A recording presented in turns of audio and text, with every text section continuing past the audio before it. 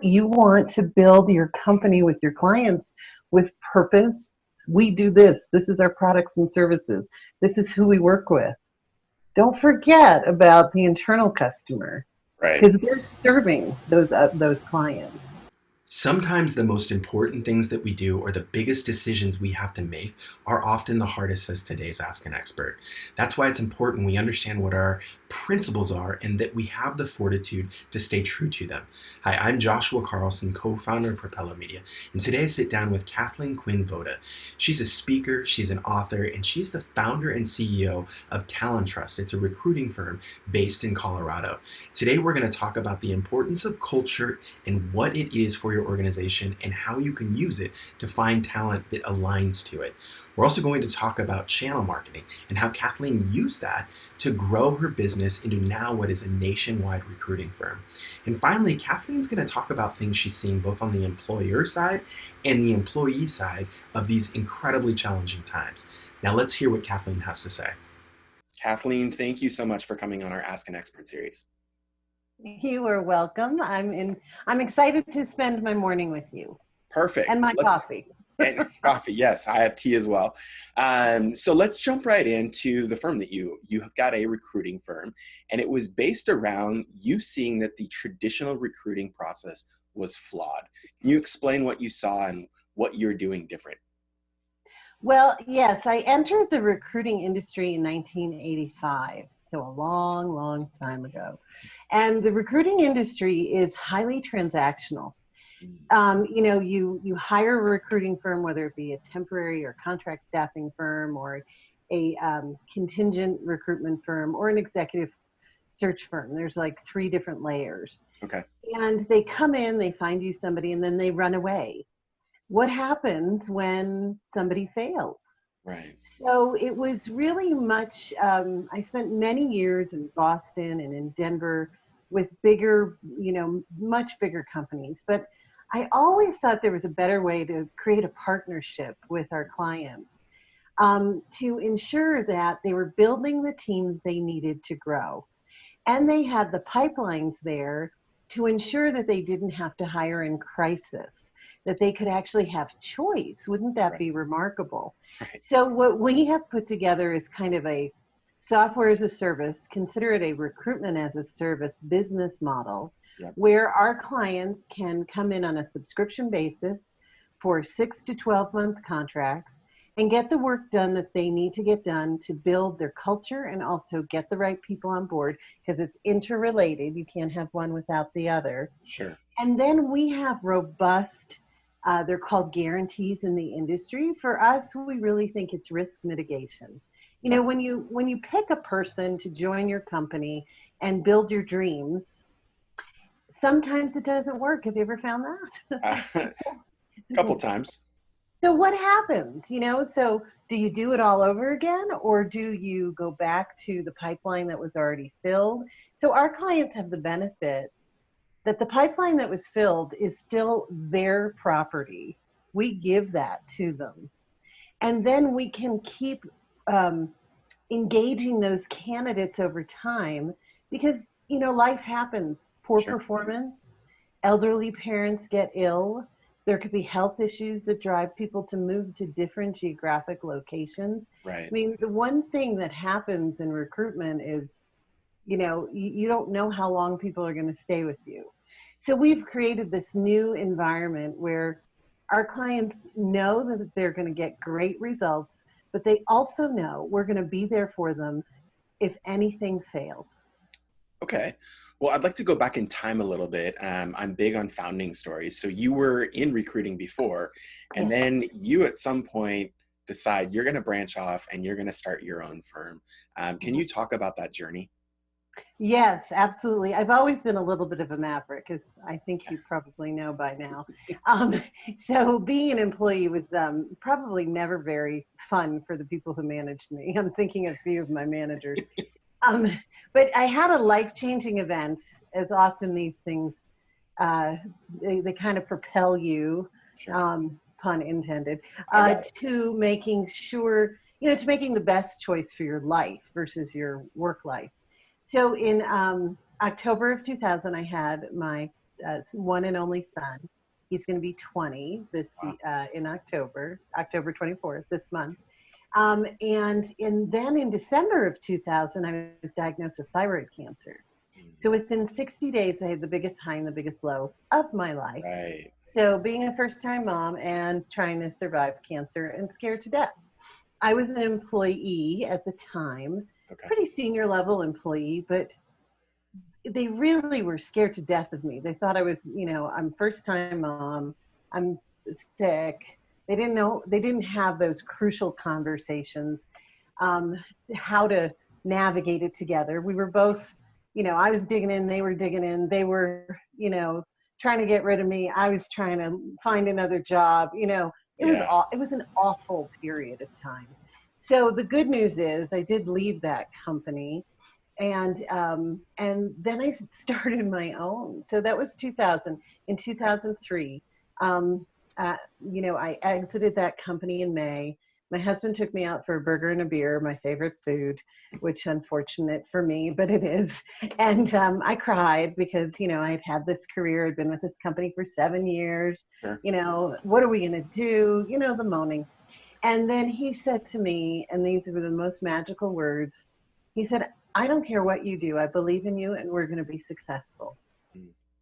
Good for and him. So what a great partner in life. Yeah, right. And so that summer I took some time, and then some of my clients called me and said, we've all been waiting for you to do something.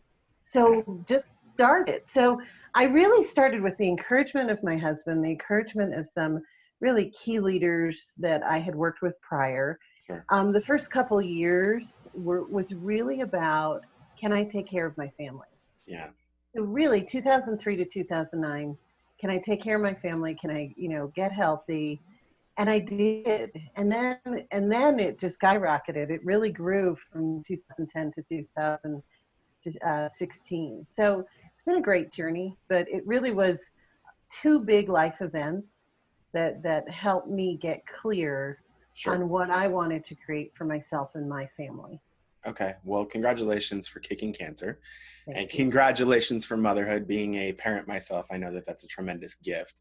Yeah. I'd like to talk about the early stages of your business and then where you are at now as it pertains to what was the growth strategy early on. And I know we had this hiccup called the recession in the middle of your tenure with your firm versus what are the growth strategies that you guys are employing right now? So from 2003 to 2009, it was survival. Okay. But the strategy there was truly, let's leverage who I know. Because the employees in the organization were me, myself, and I, and we were quite crazy at the time. Sure. And so I knew the recruitment industry. So there's a funny little reality within the recruitment industry that there's recruiters for the recruitment industry. Okay. Isn't that funny? Does that make you laugh? It makes me kind of giggle. Of course. So I just penetrated the staffing industry. I attended Staffing World, which is a huge conference. I attended a couple other conferences. I leveraged all the contacts I had in the recruitment industry.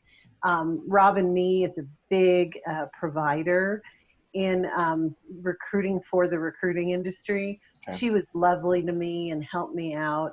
So really it was leveraging who I knew, learning how to be a business owner.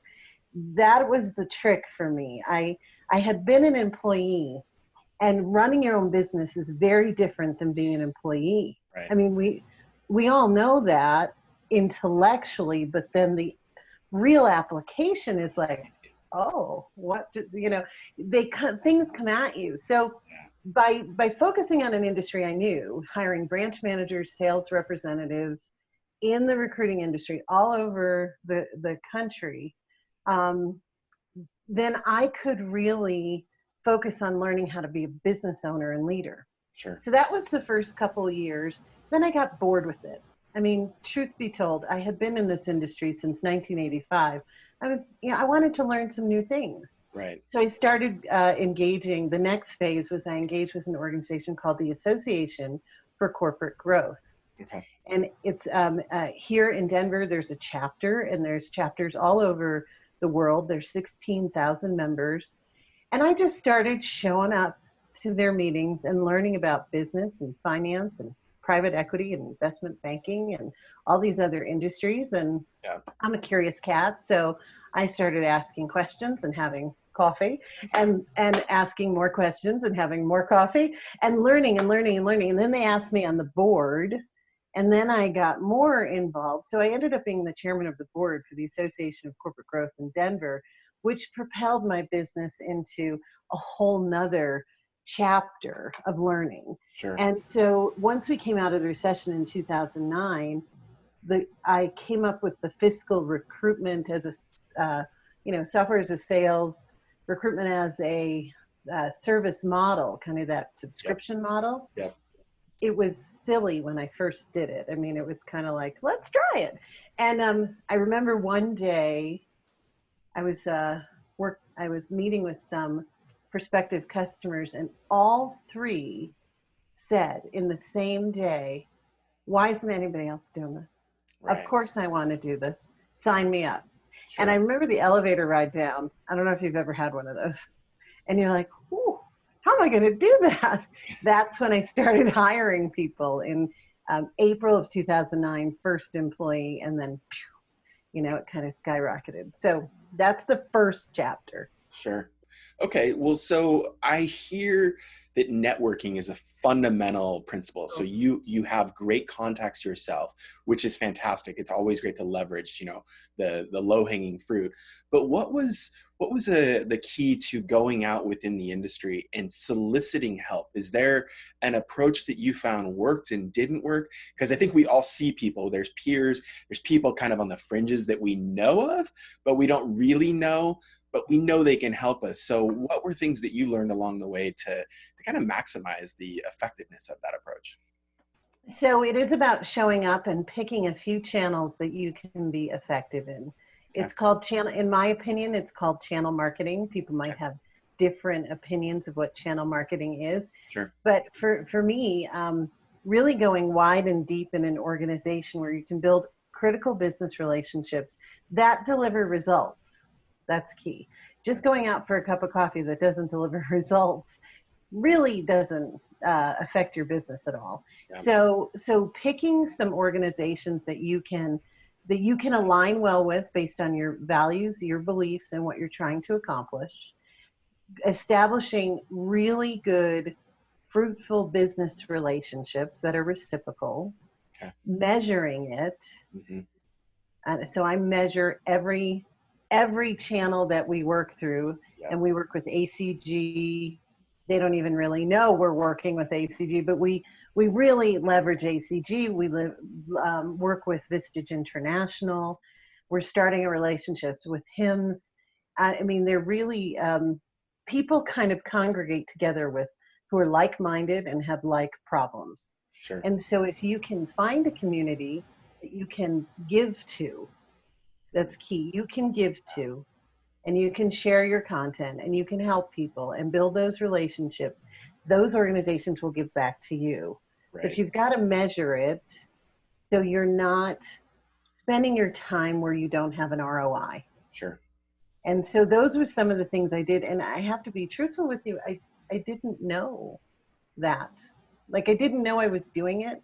It was just something I did naturally. Sure. And today we have over, 350 unique referral partners identified that will say, "Hey, if you're struggling with talent, I know this firm." Right. And so they are identified that they will go out and be, advocates for us. Yeah. Right. So it's marketing, Yep. which is really important, messaging, Yep. and being purposeful where you spend your time. Okay, well, I like the approach of you talking about providing value.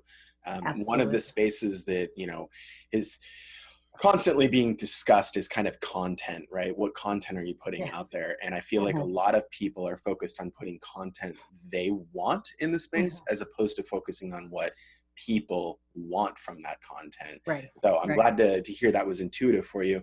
I'd like to kind of get back to the heart of talent.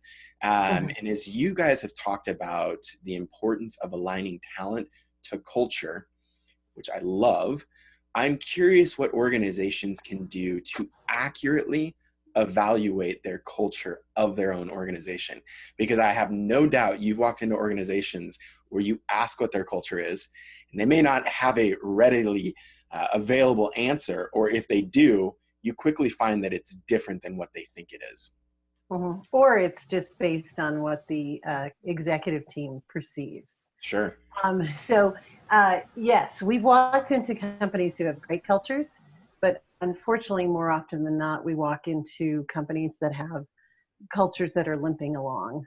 And Sure. cultures become a really sexy word. Everybody's using it, but culture is really about attitudes, beliefs, traditions, how you show up, who you are, the unwritten rules of your organization. Right. And so we talk about culture and engagement. Those are really good business buzzwords right now. Sure. But how are you bringing it to life in your organization? So a couple ways you can measure what matters is we have created what we call the Talent and Culture Report Card that is free and complimentary on our website.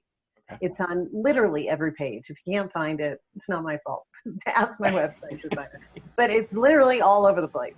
And we provide it complimentary because there's about 9 different factors that affect your ability to build a purposeful organization. Okay. With purpose. So it's about strategic recruiting, but it's more importantly about retention. Once you invest in a human, you know, how are you going to make sure it's a meaningful connection? Just like any relationship, you Sure. have to work that relationship. You have to listen to the other party. If anybody listening is married, you might have to have conversations and understand what the other person's perspective is. Be gracious and kind. They're called crucial conversations. Some of us are good at it one-on-one. Some of us are bad at it one-on-one. But Right. it's really very similar in business.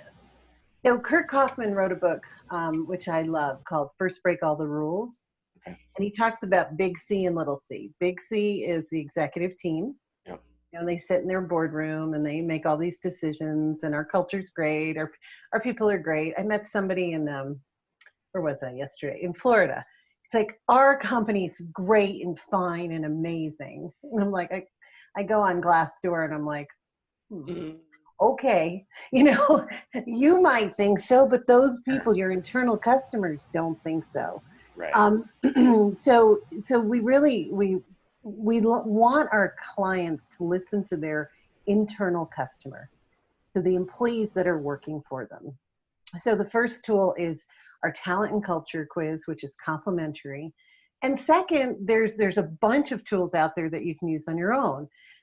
There's a tool called the Q12 from Gallup, Okay. which you can work directly with Gallup on. It's a low cost, not a high cost proposition.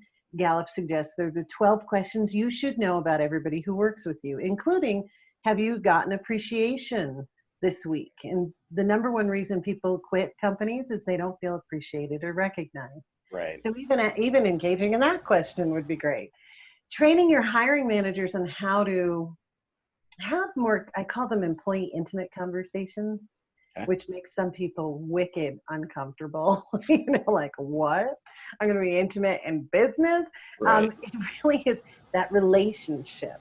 So 2 questions. Why do you choose working for me? Because I know you have choice. Like, be Yeah. honest about it, because your best people are coming at them. Yeah. They're Right. coming at them. Right. Admit it. And second, under what circumstances would you leave? So knowing that about the people who work with you, wouldn't that be powerful? Sure. So those are a couple things that people could do to really listen to their internal customer, in order to build an environment, a purposeful environment where people can thrive, AKA culture. But really, let's rephrase that. You want to build your company with your clients with purpose. We do this. This is our products and services. This is who we work with. Don't forget about the internal customer. Right. because they're serving those clients. Well, I'm glad you said that because this segues nicely into my next question, which is you wrote the book Solving the People Puzzle. I And did. one of the tags around this that I saw was just basically every company feels that their people are their biggest asset, Hmm. but they don't actually spend the time, spend the money, spend the effort in that area. So as you go into organizations, what are the things that you need to do to help organizations wake up and understand these areas? Because I think a lot of times managers just think, oh, it's comp, it's how much they get paid, which I know, and you definitely know, that's on the list, but it's Oh, down the list. And there's sure. many other attributes that you've talked about, such as recognition. So how do you wake up that upper C level to get Hmm. them to understand, hey, you have to think differently? Hmm. Well, therein lies the challenge. So, it really is companies who want to build an environment where people are thriving have to have that as a priority. Because Okay. what has happened in our country over time, if you think think through history. Hmm. I mean, 50 years ago, you were lucky to have a job. You showed up, you got your paycheck, and that was your recognition.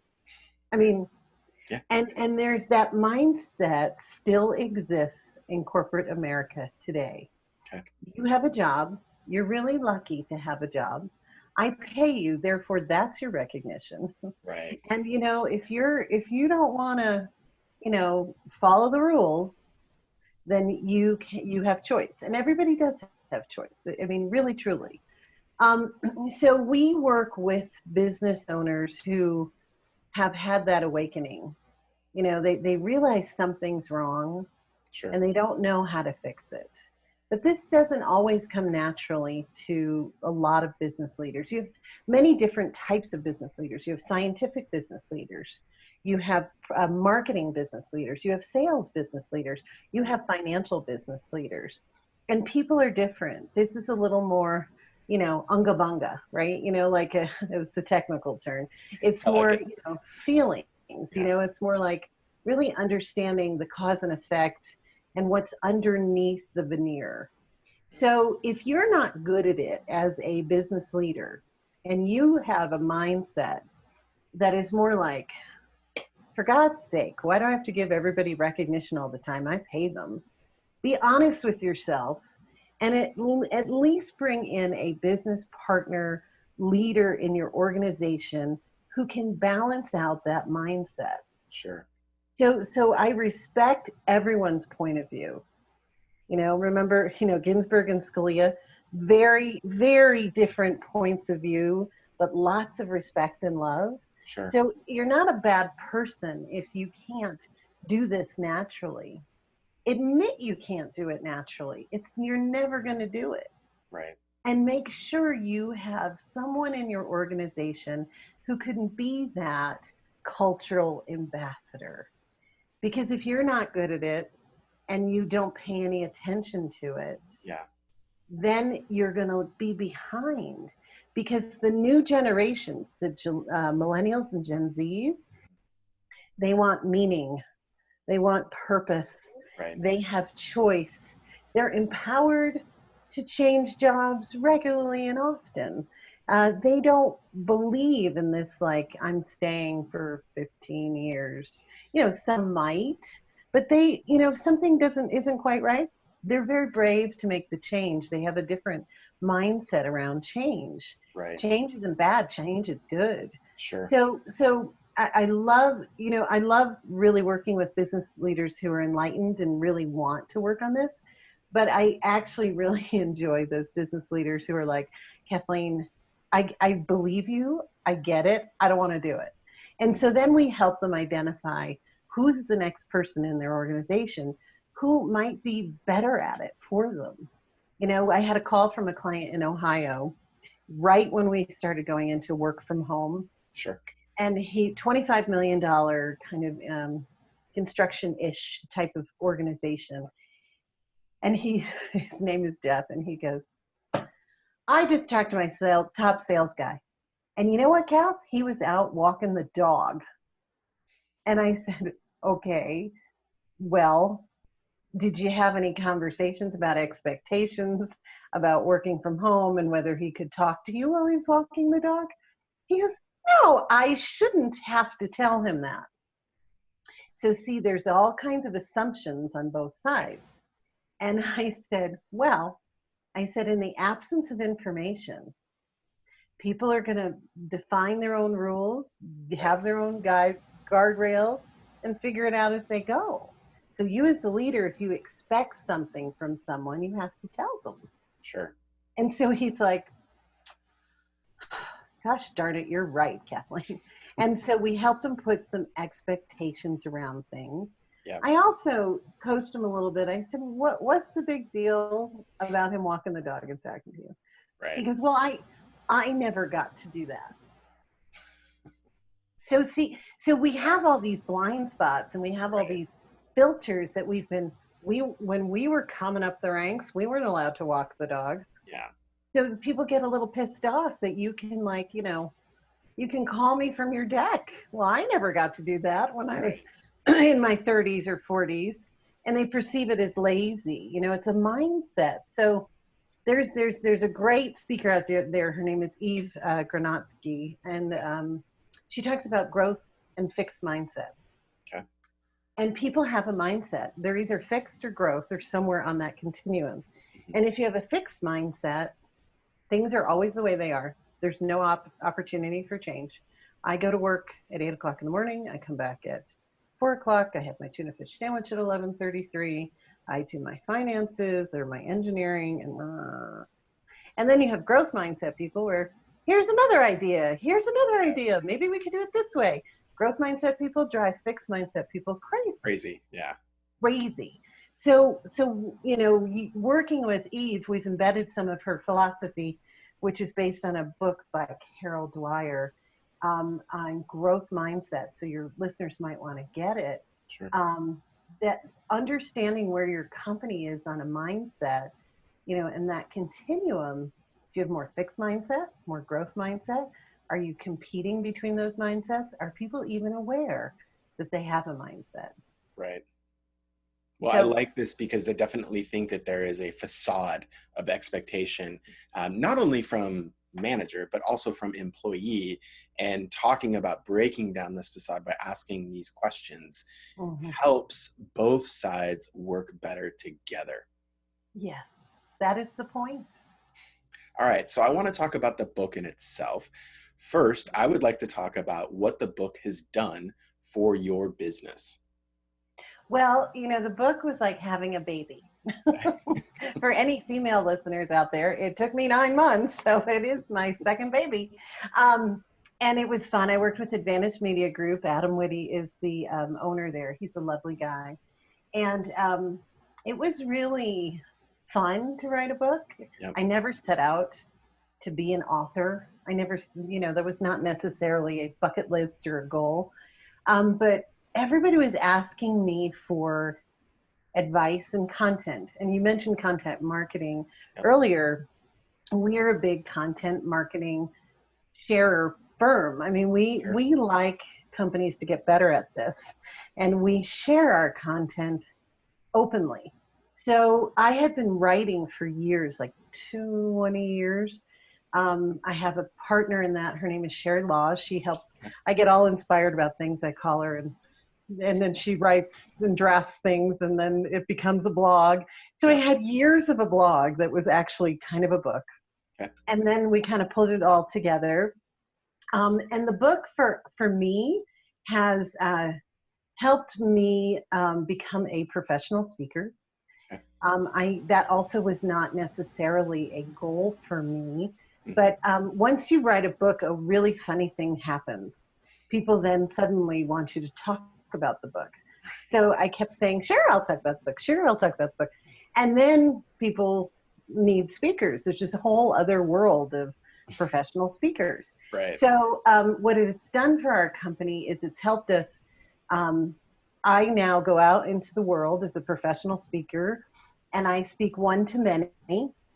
I either inspire or really, Joshua, piss people off to action. Sometimes that, they sit in the audience and they're like, she's right.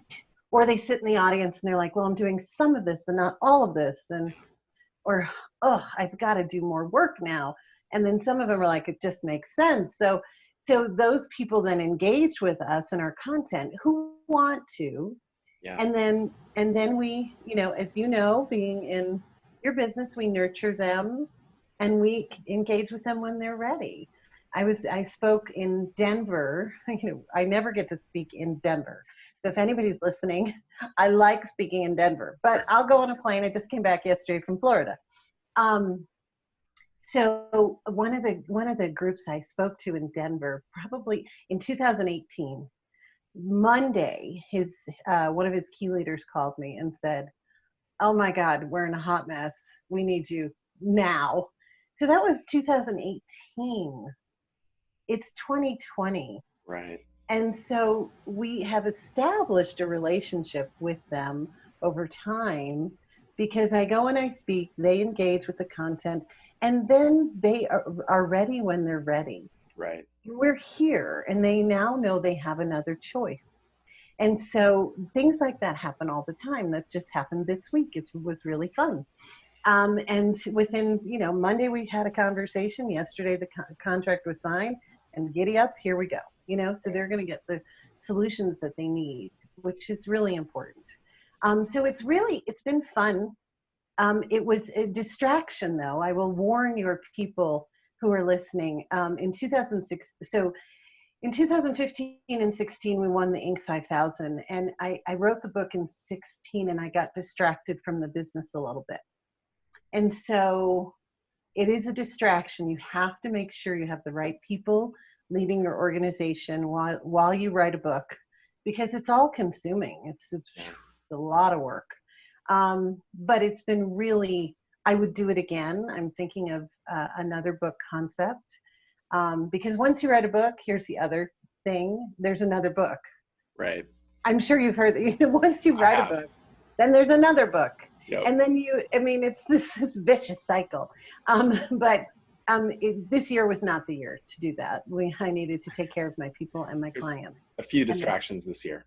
A few distractions, but it's been wonderful. It's a great little book. And the nicest compliment I ever got about it was from a human capital expert who said, I didn't want to read your book, but then you were coming in as a speaker, and so I thought I should read your book.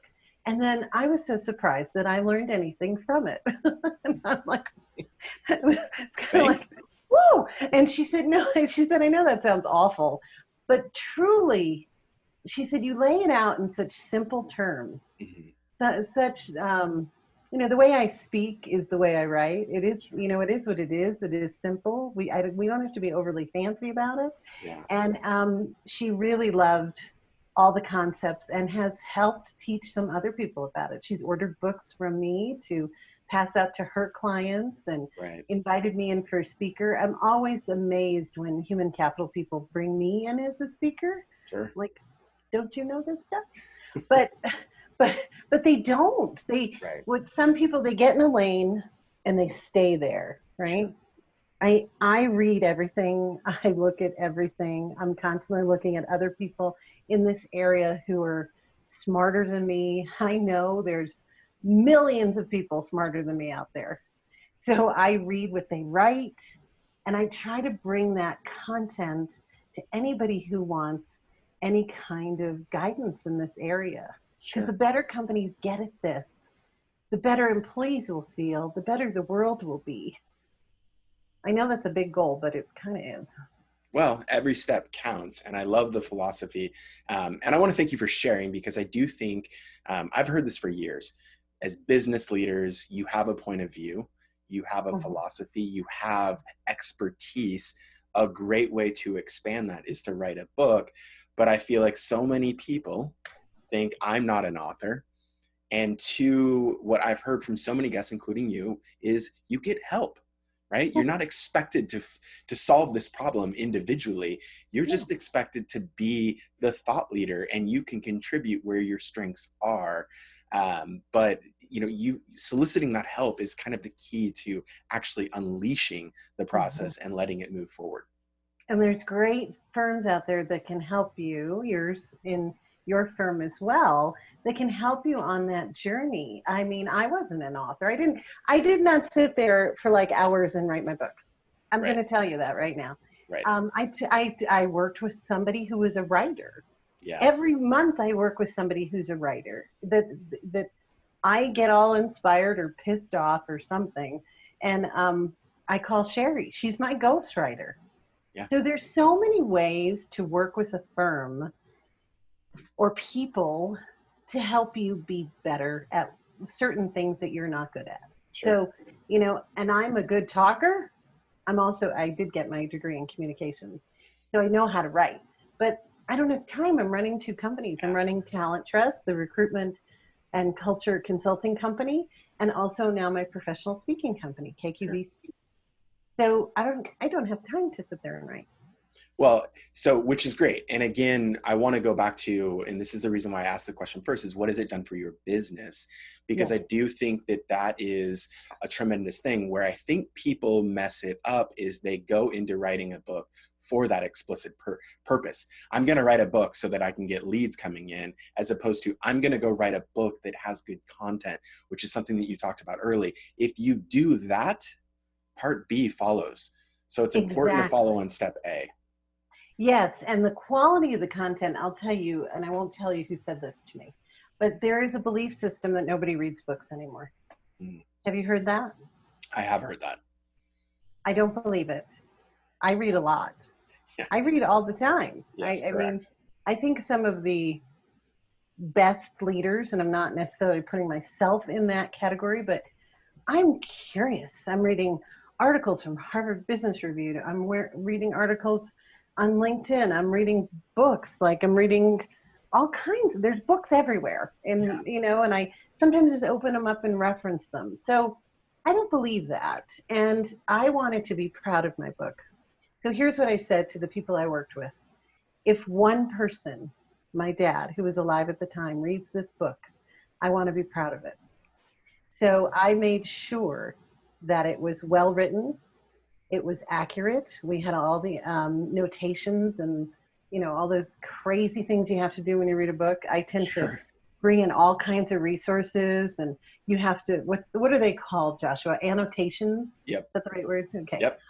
That's not my strength, but I pull in all these, here's a tool, here's a tool, here's a tool. And you have to document that you're quoting this person or it's another resource. And there's a lot of that in my book because I want people to have the resources that work for them. Right. Not for me. I mean, one tool out of that book, it could change a company's life. So it really was fun. It was a labor of love. And somebody said to me, don't worry about the content as much. Just get the book out there because people won't read it really.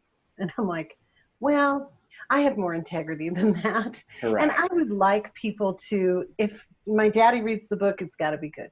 Yeah, it should be a worthwhile cause. So. And he read it 3 times. Oh, well, and it obviously was very good. So, well, I'm his baby girl. What's you said, baby girl? I'm his baby girl. I'm the 5th in the lineup. Yeah. All right. Well, so then well earned. So let's talk about talent and trends and what you're seeing in the marketplace. And just, I'd like to look at it from 2 sides of the coin. One, just from a corporate side, what are you seeing organizations doing right now that maybe was different than they were doing a year ago? And then individuals that are looking at, potential changes, or maybe they've been forced into a change. What are the things that you're seeing right now? Here's some, on the employer side, here's some things I'm seeing, which one is not true.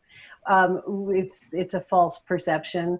So one of the things I'm seeing on the employer side is a perception that there's all this inventory out there right now because the unemployment rate is at, I think it was 8.3 in around there. October. I watch it very carefully.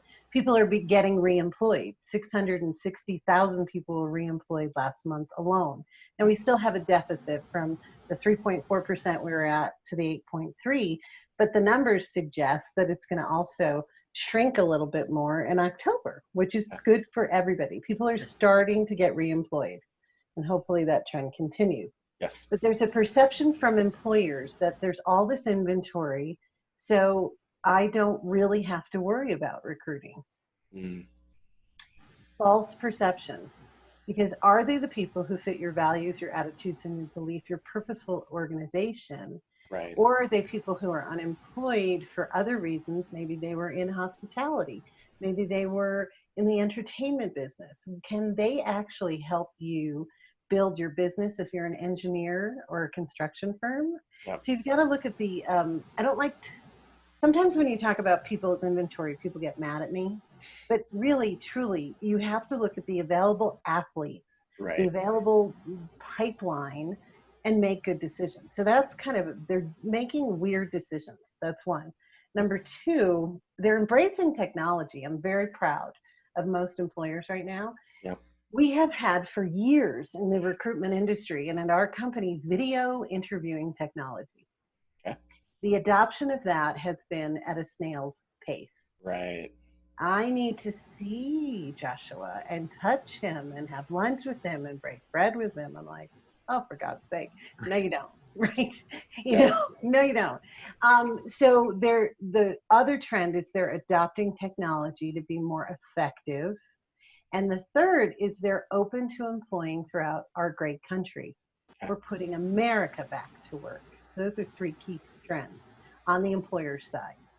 On the employee side, one weird thing that's happening is in March, the country shut down, right? Which Sure. was weird anyhow. What's happening is, and I have two stories around this.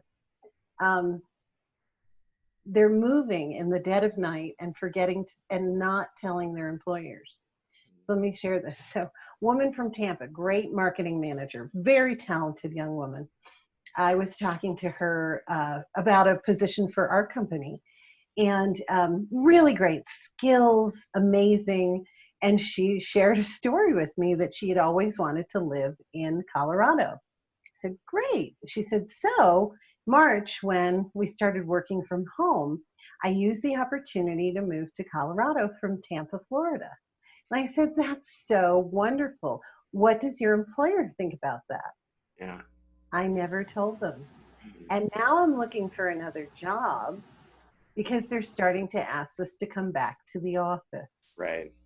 So I'm interviewing her for my company, and she's telling me she moved from Tampa to Colorado in the dead of night, didn't tell her employer, and wants a job with my firm. Now, some firms might, carpe diem and jump on that opportunity.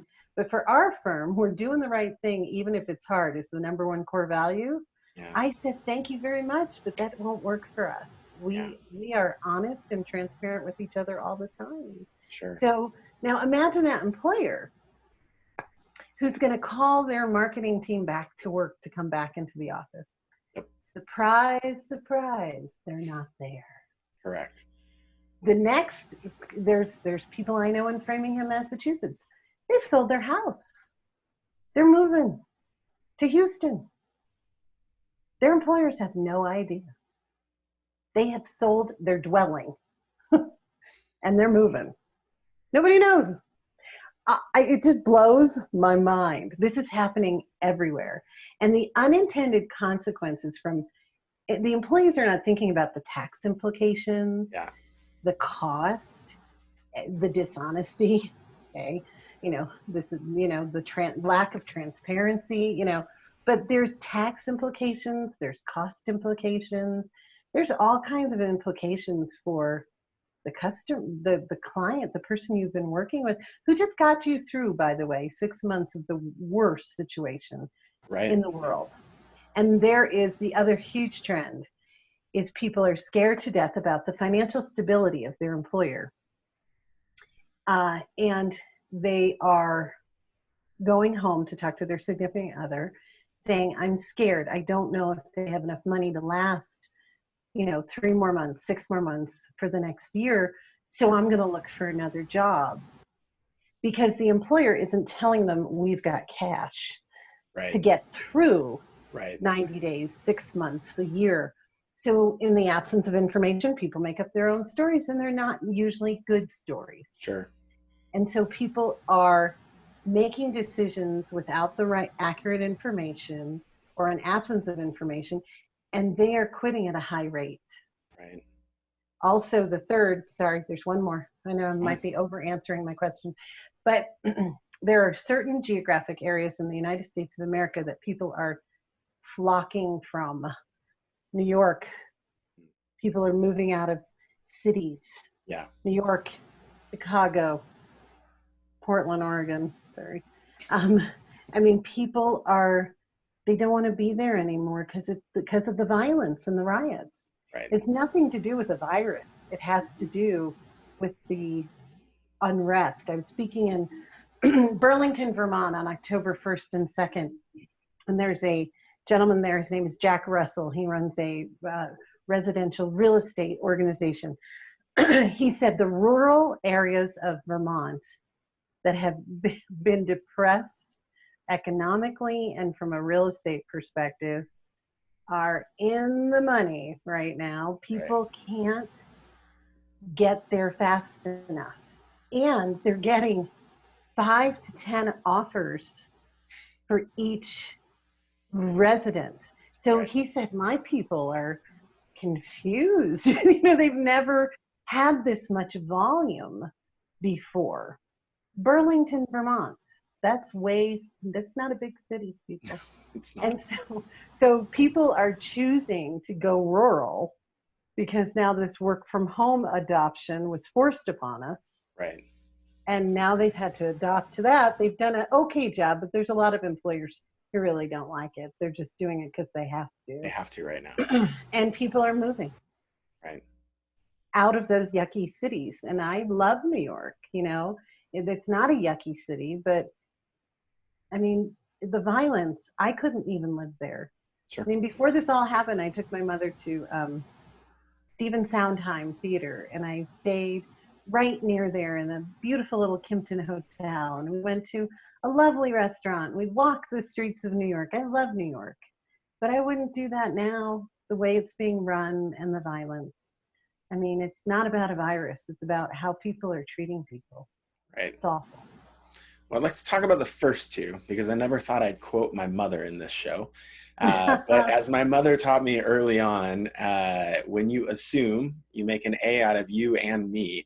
And I like what you talked about earlier, which is breaking down these expectations that we have of one another and over communicating, both from an employer standpoint to the second point, which is employees are going home scared because companies aren't effectively communicating, saying, hey, we know it's a scary time. We have a lifeboat, and here's how big the lifeboat is. Right. Into the first one, employees that just think, oh, well, Twitter said you can work from home forever, so I guess we can too. So I'm going to go to the other side of the country. We need to stop assuming, and we need to start communicating to dissolve these expectations so we can see where the footing actually is. It's absolutely true. And we tend to, as companies, business leaders, owners, presidents, CEOs, whatever you call yourself, we are very good at communicating to our customers. Right. There are external customers. Right. You have an internal customer that needs even more communication. Sure. Weekly, monthly, quarterly. Right. And they want to talk to you. They want to talk to the person who's driving the bus. I don't care what you call yourself, but if you've got the keys, you're running the organization, and they're on the bus with you, you've got to communicate. In Cincinnati, there was an attorney who said, I have 60 people working for me, but in the last 6 months, I've only talked to 10 of them. I was like, I almost tripped over myself at the break. I was like, could you just, like right now at the break, invite people to a Zoom call and just truly have this conversation? Right. I haven't seen you in a while. I wanted to check in and see how everyone's families are doing. Right. And then I wanted to see if there's any questions you had from me about how we're running the organization and what the future might hold from my perspective. And he's an attorney. He's pretty smart. And he went, okay. He literally on the break, he walked outside, he set up the Zoom meeting, he wrote down the 2 questions, and he called me last week and he said, oh my God, it made all the difference. Right. So we forget these people. We forget to talk to them. They're scared. Fear is just so prevalent right now. Anything you can do to just help them navigate their fear Right. of what's coming next. I think that's your job as a leader. I had also somebody ask me in Burlington, Vermont, he said, I'm an awful virtual leader.